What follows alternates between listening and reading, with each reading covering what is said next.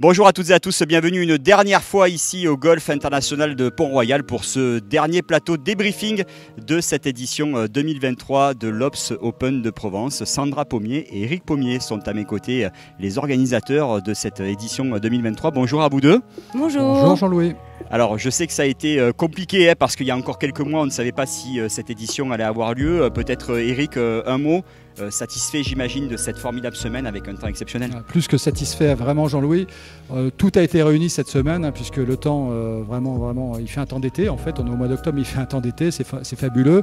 Le vent nous a épargnés, ce qui n'est pas toujours le cas effectivement dans le sud de la France. Et puis voilà, le parcours était vraiment au top. Les joueurs l'ont dit, c'est une nouvelle fois, mais peut-être encore un peu mieux que les années précédentes je trouve.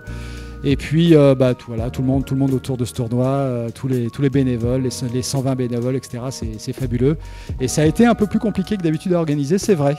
Oui, alors c'est sûr qu'on salue quand même aussi le travail de Julien Nazarian qui était au départ à vos côtés justement pour la création de ce tournoi. Il faut une équipe pour que le tournoi soit une réussite. Le golf, les promoteurs, les bénévoles aussi, ils étaient encore très nombreux cette année et il faut aussi des partenaires. Donc je tiens sincèrement à vous remercier et tous les autres partenaires aussi parce que sans partenaires de ce niveau-là, il n'y a pas de tournoi. Ouais, il y a une trentaine de partenaires quand même. Au-delà de Obs effectivement qui est le sponsor titre, certes, il y a une trentaine de partenaires qui se joignent à nous, des sponsors et des partenaires que Sandra est allée effectivement on va dire draguer entre guillemets un petit peu, en tout cas motiver pour venir nous rejoindre et en fait ils l'ont fait pour la plupart d'entre eux avec beaucoup de gentillesse et sans eux c'est pas possible. Donc effectivement voilà, c'est vraiment un travail d'équipe.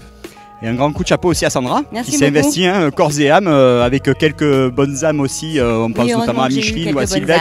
Voilà, des membres de Pont-Royal. Bon, ça va?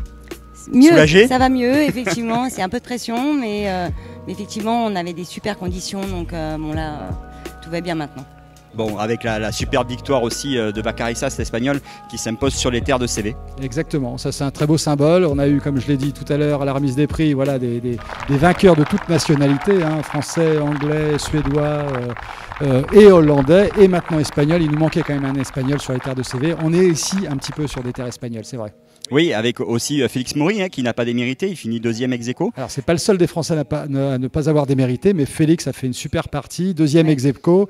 Il a été il a joué la victoire jusqu'au trou 18 quasiment et franchement il a fait un super jeu et on était très fiers de lui et on aurait bien voulu, allez on va le dire, avoir un vainqueur français, mais on est très heureux avec notre vainqueur espagnol et Lucas qui a joué incroyablement ce week-end, moins 13 sur les deux derniers tours, c'est quand même fantastique. Oui, c'est ça, donc une superbe victoire pour lui qui est propulsé maintenant dans le top 40, il était au-delà de la 130e place avant le tournoi. Je crois. Maintenant, il est qualifié pour la grande finale et il va partir en Chine avec tous les autres joueurs aussi dans quelques heures pour aller jouer l'avant-dernier tournoi avant la grande finale. Il me reste à vous remercier encore une fois et peut-être parler de la suite. Alors, qu'est-ce qu'on fait? Est-ce qu'on y va? Moi, je pense qu'on va y aller. Ouais. On a décidé de ne pas se décider tout de suite et de profiter quand même de ces quelques semaines de débriefing là, après le tournoi, et puis un peu de repos, notamment pour Sandra. Mais oui, évidemment, on est très attachés. Sincèrement, c'est une organisation qui vient du cœur, le Obs Open, depuis le début. On rappelle aussi, Eric et Sandra, que vous vivez sur le domaine. Oui, on vit sur le domaine, on participe à beaucoup d'activités autour du golf. Et effectivement, voilà, on a envie de continuer à faire vivre cet événement qui est quand même maintenant cinquième édition. C'est un événement qui est inscrit dans le calendrier du Challenge Tour et voilà, ça nous ferait très mal au cœur de ne pas faire la 6e édition, donc on va faire en sorte en tout cas de travailler pour. Bon, merci encore. Merci Jean-Louis.